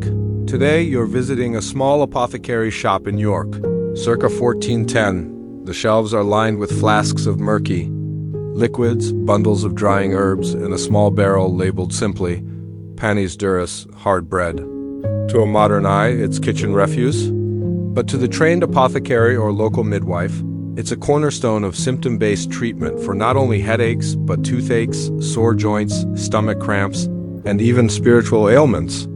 It was absorbent, pliable, and importantly available. Let's take a deeper look into how and why breadcrumbs had such staying power in medieval medicine. Bread, As a medicinal basin, a world with limited access to refined ingredients, bread had several practical uses. It was a binder. Ground bread could thicken salves or poultices, helping hold herbs and liquids in place on the skin. It was a sponge. Soaked in vinegar or rosewater, it retained moisture and heat longer than plain cloth. It was edible. For internal treatments, apothecaries often disguised the bitter taste of herbs by rolling powders into softened breadcrumbs or bread balls. Somewhat like early medicinal lozenges. In treating headaches specifically, bread was rarely used alone. Instead, it formed the soft, spongy foundation for more potent ingredients, each carefully selected based on the suspected cause of the headache. If the headache was hot headache, often marked by throbbing or fever, was thought to arise from an excess of blood or yellow bile.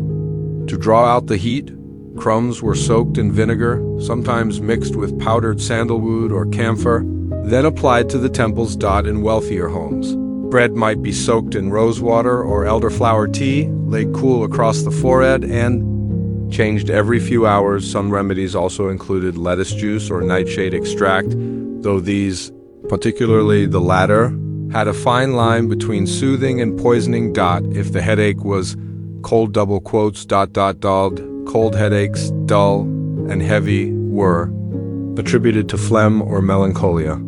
Treatments aimed to warm the head gently and lift the spirits. Breadcrumbs were soaked in wine or honey water and mixed with warming herbs like sage, thyme, or mint.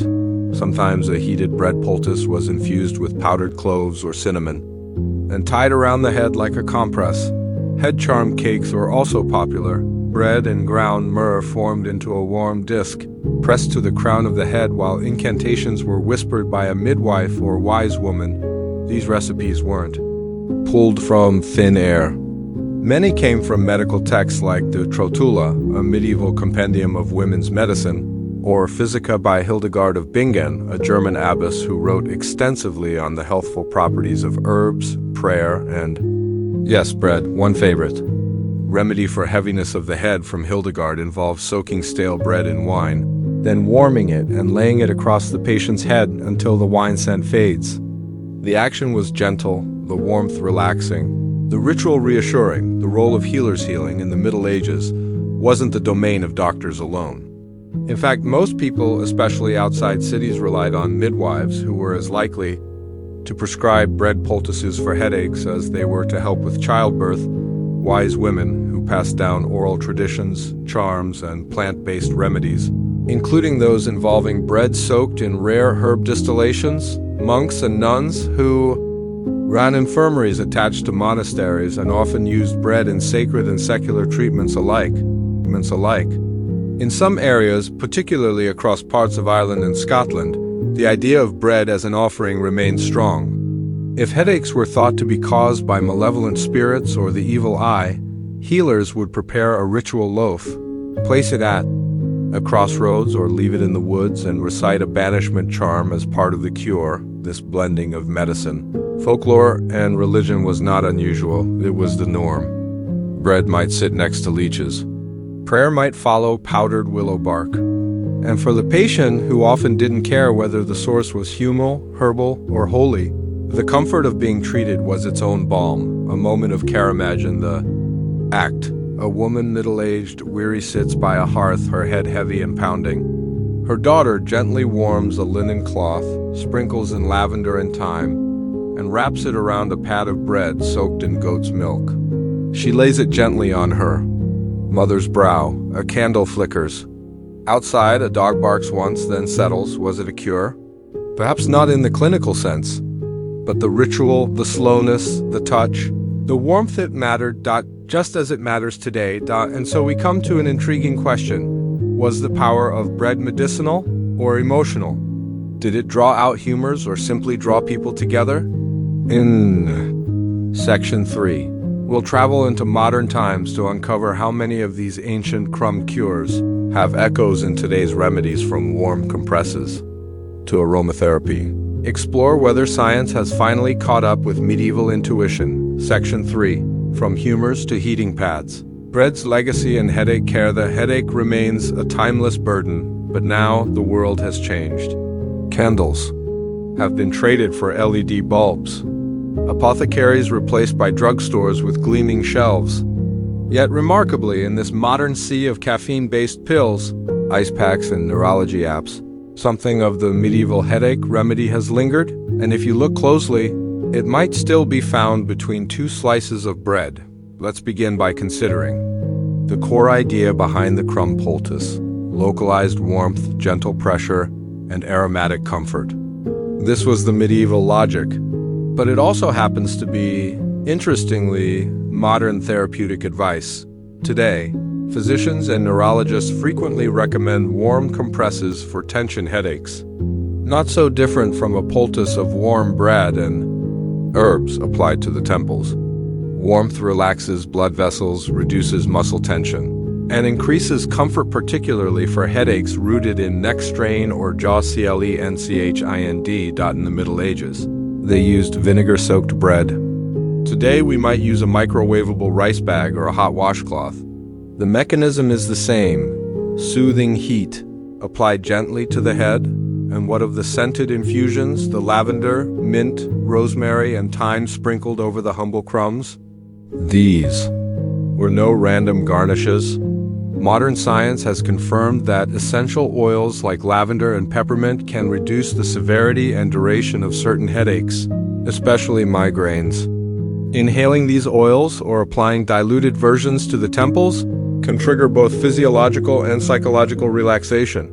In effect, the medieval healer was practicing a primitive form of aromatherapy centuries before the term existed. Even the ritual of the remedy, the quiet room, the careful wrapping of cloth, the dim light has been mirrored in today's advice for migraine sufferers. Seek a calm, low-stimulation environment. Rest in a darkened space. Use soft pressure, avoid sudden noise. Let the world pause. What about bread itself? Has that part of the cure endured? Not in the literal sense, no. Bread is no longer a go-to ingredient in modern medicine, but its spirit, you could say, remains embedded in medical tradition. The medieval healer saw bread as a symbol of stability, ever-present, nourishing, and adaptable. When pain arose, it became a vessel, warm, grounding, gentle. In a way, it offered more than remedy. It offered reassurance. And while today's remedies might be backed by randomized clinical trials, they still carry this echo: the warmth of care, the presence of touch, the small, tactile rituals that tell the brain, you are safe. We see this in comfort remedies. Worldwide, in Japan, warm compresses filled with rice bran and herbs. In the Middle East, cloves infused with rose water laid gently across the forehead. In parts of rural Eastern Europe, the tradition of wrapping a steamed bread roll in linen and placing it on the neck still persists among elders. Is this proof of effectiveness?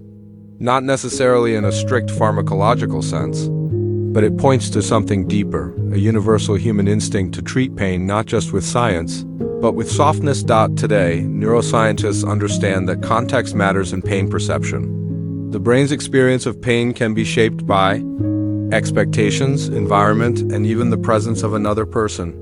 So when a medieval woman laid a warm poultice of milk and bread across her son's brow while singing softly, she may have been doing something far more effective than we once imagined. And let's not forget the spiritual dimension, while few modern treatments involve psalms or saintly intercession, the idea that the mind and body are intertwined remains at the heart of holistic medicine. Meditation, breath work, and mindfulness, now lauded by neurologists and therapists, might not be prayers in the traditional sense, but they echo the same principle: treat the whole person. So perhaps the humble bread poultice was never about the crumbs alone. It was about slowing down, creating space for healing, offering comfort through touch and temperature, inviting hope through ritual. And while we may no longer grind time over a stale crust, we still seek the same things when we press a heat pack to our head, brew a calming tea, or curl under a blanket in a dim room. There's one final thread worth tugging: the way medical ideas travel and transform. The bread-based treatments of medieval Europe were not isolated curiosities. They evolved, spread, and took on new forms. Elements of these remedies appear in the writings of Arabic polymaths like Avicenna, and in folk practices across North Africa, India, and the Americas. As empires rose and fell, so too did their healing wisdom baked into bread, spoken in charms, passed down in whispers, and while science will rightly move us forward, it's worth pausing now and then to wonder, which of today's remedies will seem quaint tomorrow? Which of yesterday's will return in a new guise? The headache, after all, is eternal. So as the lights dim once again and the world quiets, imagine yourself in a quiet cottage somewhere between the past and the present, your head cradled on a soft, warm cloth, the scent of herbs just barely in the air. And ask yourself, was it the bread that healed, or the gentle hands that laid it down? Story 6. The longest, dullest war over a block of salt. Section 1. The salty spark that lit centuries of dispute. You are standing in a small alpine valley in the Holy Roman Empire, sometime in the late 13th century. The air is crisp, cool, and entirely peaceful except for one faintly sour note wafting from a narrow wooden mine entrance. It's not smoke, it's not manure. It's something older, deeper, and more elemental. It's salt, and it's about to cause one of the longest, most mind-numbing territorial disputes in European history. This isn't a story of grand armies or heroic last stands. There will be no dragons, no Da Vinci, and no daring escapes. No, this is the story of jurisdictional squabbling, handwritten royal decrees, and centuries of passive-aggressive tolls. It's the kind of conflict only history's most bureaucratic empires could sustain. Welcome to the Saltstride, or salt dispute, a seemingly eternal tug-of-war over access to and profits from a salty rock buried beneath Berchtesgaden in what is now southeastern Germany. Let's begin with why salt mattered so much in the first place. In the Middle Ages, salt wasn't just a seasoning, it was a necessity used to preserve food, tan leather, make cheese, cure meat, and even in some religious rituals.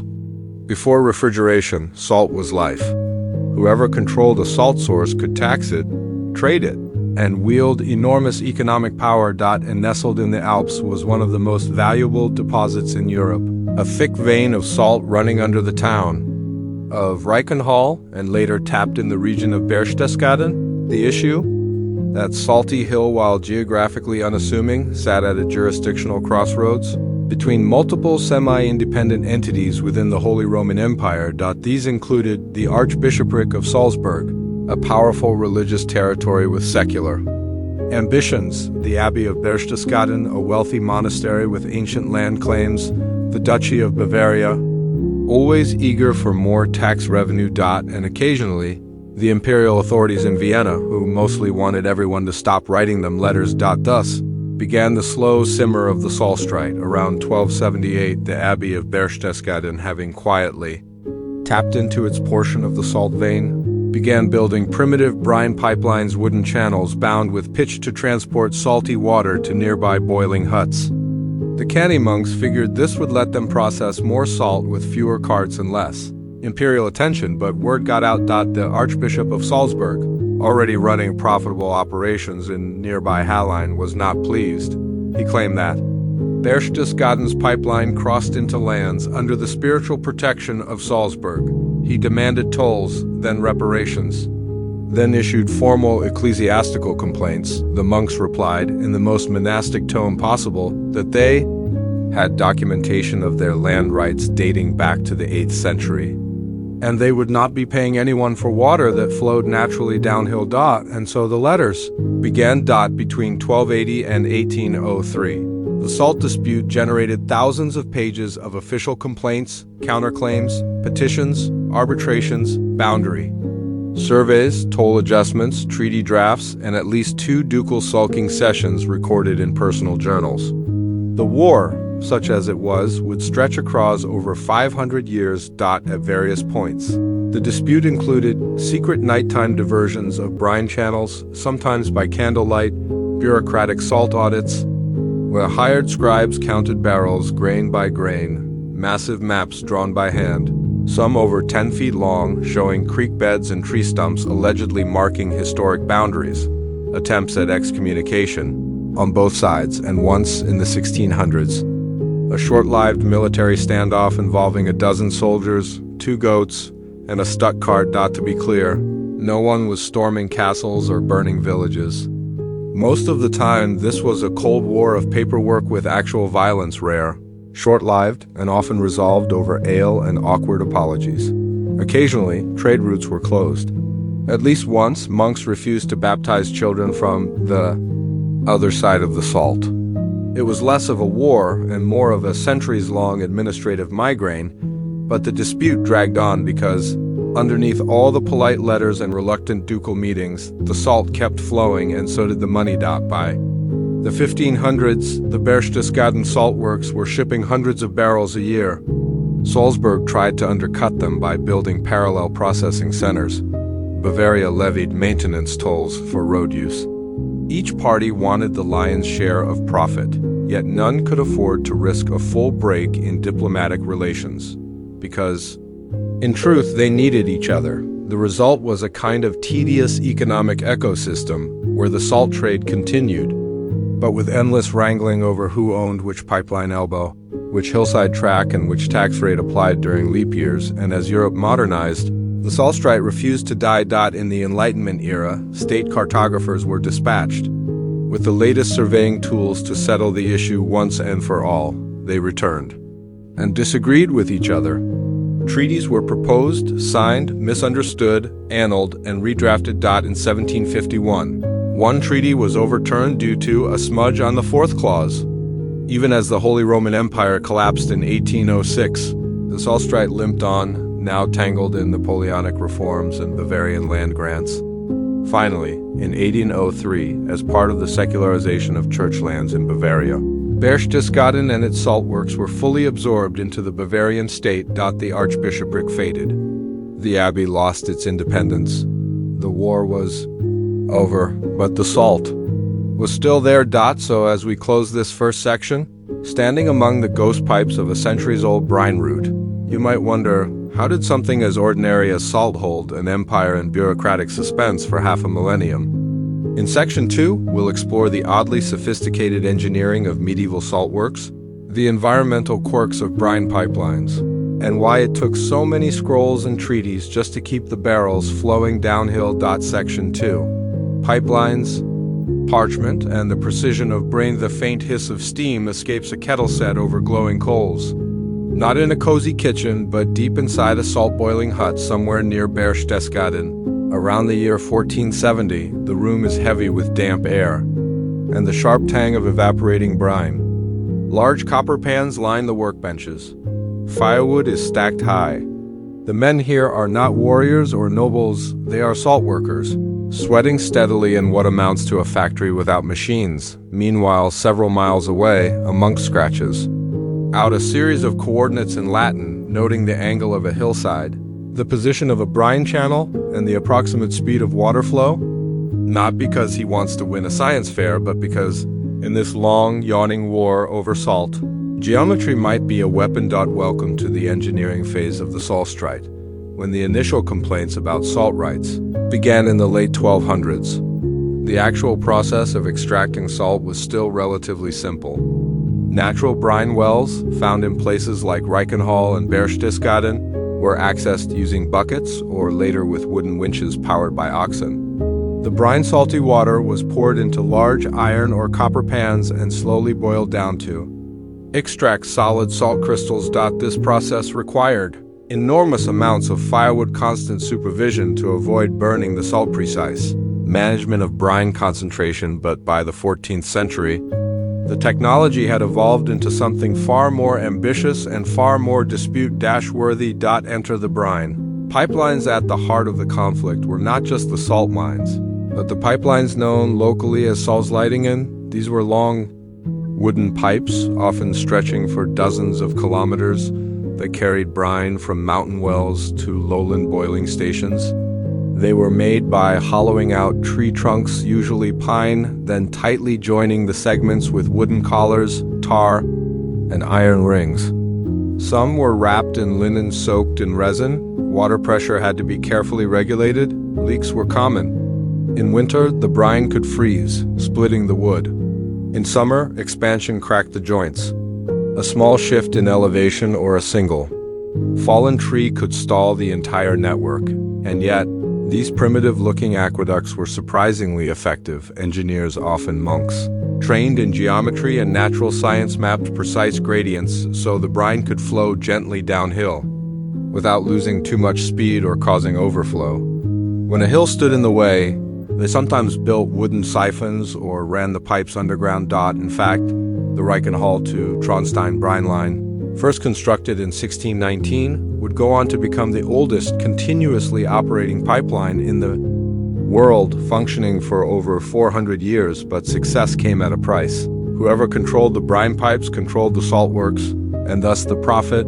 The dispute gets technical in the Saltstreit. It wasn't always about land, it was about easements, flow rights, and technological jurisdiction. Imagine this scenario: a pipeline crosses a disputed hillside. The Bishop of Salzburg claims it passes into his forest. The monks of Berchtesgaden reply that the pipe merely leans into that area due to natural slope, but the salt technically doesn't touch Salzburg soil. Salzburg sends inspectors to measure pipe incline and water purity. Berchtesgaden counters by moving the pipe 3 feet uphill. A goat eats one of the boundary markers. The matter is escalated to the imperial court in Regensburg. This is not an exaggeration. The dispute eventually became so entangled with topographical detail that land surveyors were hired year after year to redraw the brine routes and their surrounding forest clearings. These surveyors used tools like astrolabes and later theodolites knotted, measuring quartz metal stakes and boundary stones, and occasionally trained witnesses who swore under oath that the sun had been at such and such angle when the pipeline was placed.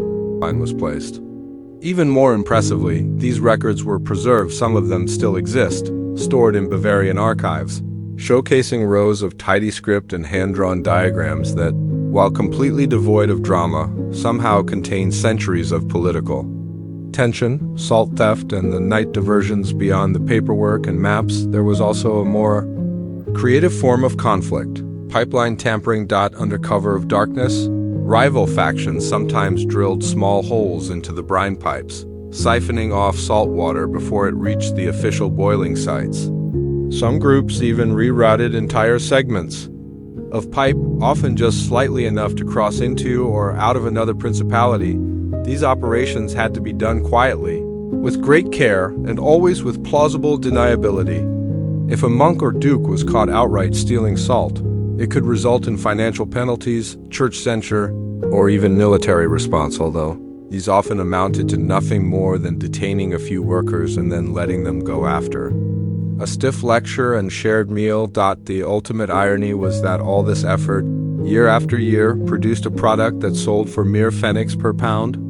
And yet, because salt was constant, stable, predictable, valuable in small amounts, it funded churches, duchies, and villages across the Alps. And so the war dragged on. Not because anyone wanted to fight it, but because no one could afford to lose. As we approach the end of this section, take a moment to imagine the hillside is quiet now.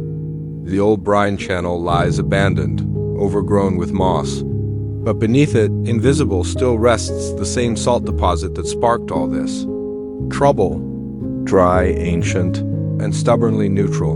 And you might wonder, was the war ever really about salt, or about the desire to control something small, steady, and endlessly profitable, no matter how tedious it became? Section 3. How a salt war ended without anyone noticing. It's the early 1800s. The Holy Roman Empire has just been dissolved.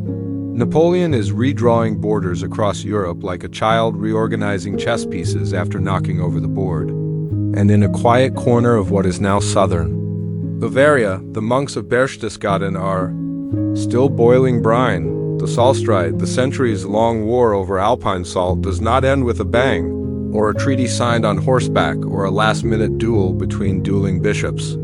No, it ends as it lived, through paperwork. By 1803, the Reichsdeputations, a sprawling and deeply dull legal act secularizing many church territories in Germany, quietly transferred control of Berchtesgaden to the Kingdom of Bavaria. The once autonomous monastery was absorbed into the state. The pipelines, the boiling houses, The toll roads all now belonged to the crown, the archbishops of Salzburg, who had long insisted on their spiritual and economic claim to the salt. Trade saw their power diminish, first politically, then economically, and finally cartographically, and thus a dispute that had simmered for over 500 years, spawning maps, letters, military alerts, and more than a few grumpy monks simply disappeared into state administration. Let's consider the human side of this final act. A Berchtesgaden salt worker in 1804 likely didn't even notice. His routine stayed the same: light the fires, boil the brine, scoop the crystals, haul the barrels. The salt flowed just as it had before. But behind the scenes, what had once required sacred land grants, episcopal signatures, and delicate ecclesiastical negotiations was now handled by a royal office clerk with a stamped ledger and a filing cabinet. The bureaucratic war had finally been out. Bureaucratic legacy and infrastructure. What's remarkable about the Saltstreit is not that it was fought, it's that the infrastructure it created outlived the dispute itself. By the mid-1800s, Bavaria had invested heavily in expanding and modernizing the salt works. The original wooden pipelines were replaced with metal ones. Brine pumps were improved. Railroads were eventually built to move salt more efficiently. In the town of Bad Reichenhall, a spa developed around the saline springs, marketing therapeutic salt air for lung ailments. Tourists began arriving to breathe brine-infused mist from the same wells that had once caused diplomatic meltdowns. Berchtesgaden, too, evolved. While the salt mines are no longer a major economic engine, the brine tunnels and works remain some, now serving as museums and historic hiking trails. Visitors can walk beside the old pipes, touch the iron-reinforced conduits, and read plaques describing disputes so arcane that they've become charming. In a twist of fate, the conflict that once threatened ducal stability is now a source of local tourism pride. Boredom has become brand, salt as a symbol. Looking back, the Saltstreit wasn't really about salt. It was about control over natural resources, labor, identity, and ritual. In an era before fossil fuels, salt was one of the few resources that was valuable in small quantities, transportable, taxable, and, most importantly, renewable. No matter how much was extracted, more could be drawn from the earth. It was the perfect resource for a long-term dispute, never quite running out, never quite shifting allegiance, always there to argue over. The war endured because salt itself endured. And so to claim it meant not only wealth, but permanence. As strange as it sounds, the endless administrative posturing may have actually prevented real violence. The Saltstreit gave multiple parties a long, slow legal outlet to express ambition, rivalry, and dissatisfaction without ever needing a battlefield. It became a kind of release valve for empire, allowing everyone to flex, to grumble, to haggle, then retreat back to their respective boiling pans. Modern parallels. If any of this feels oddly familiar, it should. The world today still squabbles over slow-moving, tedious resources, water rights, pipeline routes, mineral deposits under disputed lands. The technology may have changed, but the tone has not. Think of the international arguments over transboundary rivers, or the delicate contracts governing undersea internet cables, or the legal frameworks built around space debris, each governed by layers of treaties, footnotes, and forgotten clauses. The Saltstreit is a medieval microcosm of a modern truth. Power often lives not in the dramatic, but in the dull. Where there are resources, there will be measurement. And where there is measurement, there will be argument.